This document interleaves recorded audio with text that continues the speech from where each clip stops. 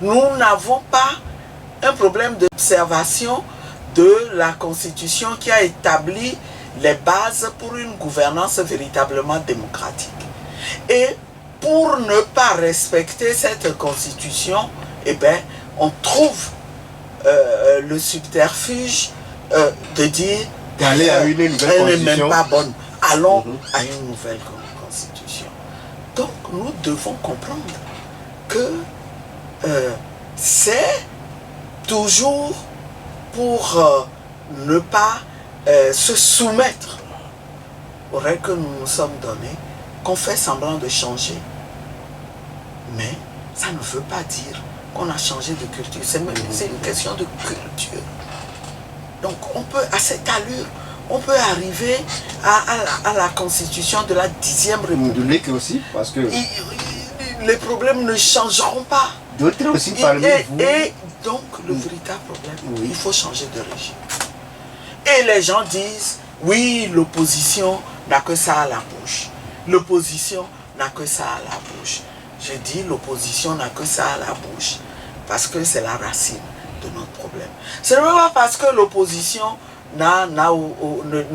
ne sait pas ce qu'il faut faire, n'a pas de vision pour ce pays. Parce qu'on dit que mais vous avez il y a un stratégie. bouchon quelque part, il faut faire sauter le bouchon.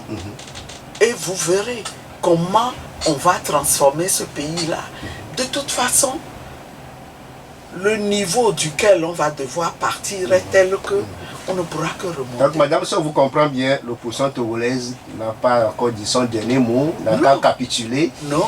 Que vous rassurez le peuple togolais que vous allez rebondir. Non, on va rebondir, on résiste. On résiste, il s'agit de mieux s'organiser. Nous sommes dans la résistance. Quand nous disons à chaque fois, nous ne sommes pas d'accord. Quand nous disons que le peuple n'accepte pas, nous avons le droit de parler au nom du peuple, parce que nous écoutons ce peuple. Nous, on n'est pas enfermés dans 4 murs, dans des bureaux climatisés. Non, on descend, on est dans la mêlée. Voilà. Et dans cet environnement, pour permettre à l'opposition de se relever au sortir de ces élections législatives régionales, le CAR propose la cogestion selon le parti du défunt Goïbon. C'est la seule panacée aujourd'hui pour que cette opposition-là revienne en force sur le plan politique. D'abord, Madame Adjamabo, comment vous avez accueilli cette nouvelle proposition du CAR? Ben, écoutez, c'est la contribution que ce parti croit devoir apporter à la réflexion qui se mène pour trouver une solution durable au problème togolais. Nous avons rencontré le CAR, pas plus tard que cette semaine même. Et nous sur le sujet. Beaucoup échangé. Et ce qui nous a rassurés, nous, c'est que le CAR reconnaît que avant même qu'on examine cette proposition-là, le plus urgent, c'est construire un rapport de force qui va ramener à la raison le régime. Après, on pourra discuter.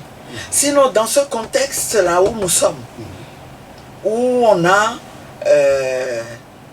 comment dirais-je, on a un régime qui avance et qui se dit en face, je n'ai rien, je vais pouvoir continuer mon cheminement, je n'écoute personne, pas même le peuple, je m'en fous.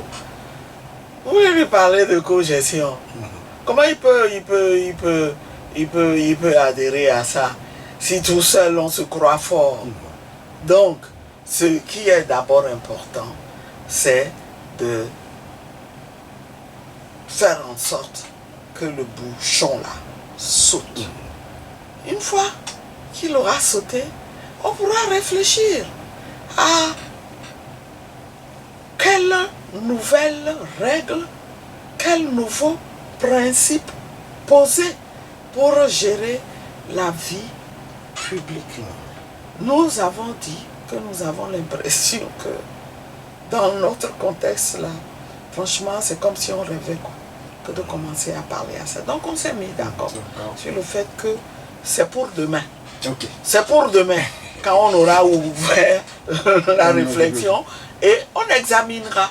C'est une proposition parmi tant d'autres qu'on examinera. Et ce que j'ai retenu aussi dans les arguments que le CAR utilise, c'est que par cette cogestion-là, il s'agit d'inspirer confiance, de donner confiance aux tenants du régime qu'ils ne seront pas bouffés. Il n'y aura pas de chasseurs sorcières. Oui.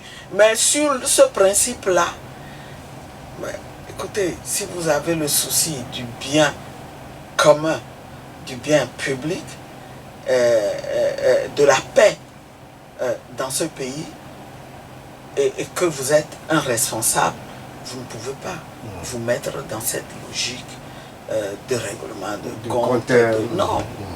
Madame, un autre chantier sur lequel on vous retrouve souvent, c'est sur le cas des exilés politiques, des détenus politiques. Vous venez d'écouter M. Nathaniel Olympio du Front Touche pas à ma Constitution. Il dit avoir dénombré 93 hommes et femmes togolais qui sont derrière les barreaux aujourd'hui, malgré les décisions de la CEDEAO demandant leur libération.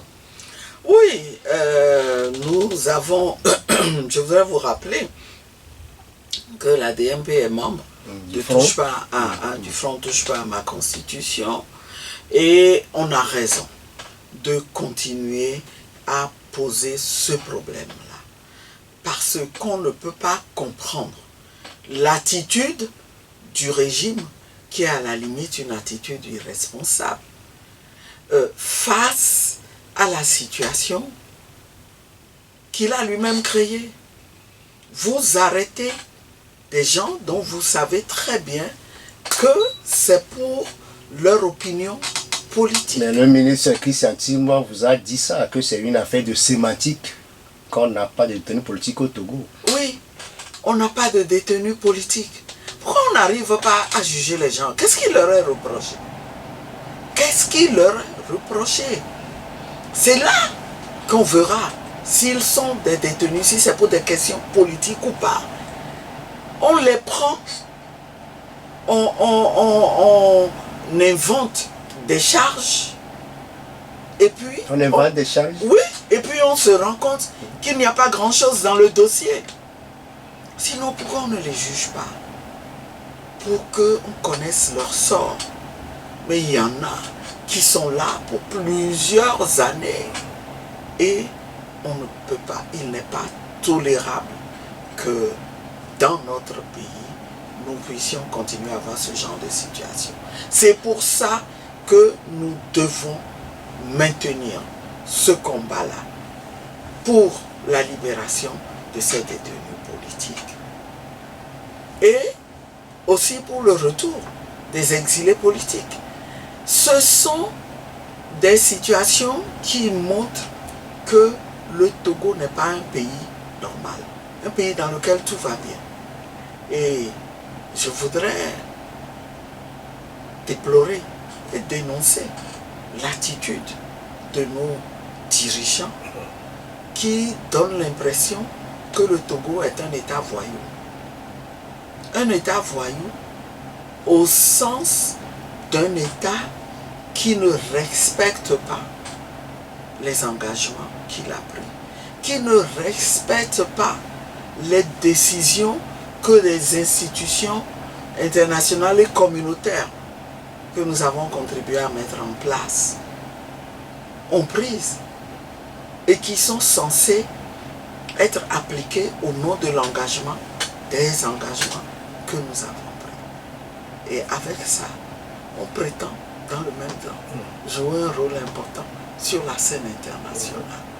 C'est des contradictions qui montrent qu'il y a quelque chose qui ne va pas dans notre pays. Et je pense que beaucoup d'acteurs, sans doute, même si les règles diplomatiques veulent que on ne puisse pas dire la vérité comme ça. Et c'est un appel que je voudrais lancer pour que le régime revienne à la réalité, que le régime comprenne qu'il a intérêt, lui aussi, à faire en sorte que ces Togolais retrouvent le plus rapidement possible la liberté. Je ne comprends pas. Il y a dans cette détenue une mère la dame Léla qui allaitait encore son bébé de moins de 7 mois, moi je crois, lorsque elle a été arrêtée. Et aujourd'hui, cet enfant a 5 ans. C'est de l'inhumanité. Comment on peut avoir le cœur aussi dur? Comment? Et comment trouver la force de continuer à dire dans ces conditions, tout va bien? Il n'y a pas de détenus politiques. Et il y a des femmes, des mères de famille qui jouent un rôle clé. Ce sont elles qui tiennent le régime aujourd'hui. Vous avez remarqué? Ce sont elles vos sœurs aussi qui tiennent le régime. Les hommes ont l'intelligence de se cacher derrière et de pousser les femmes devant.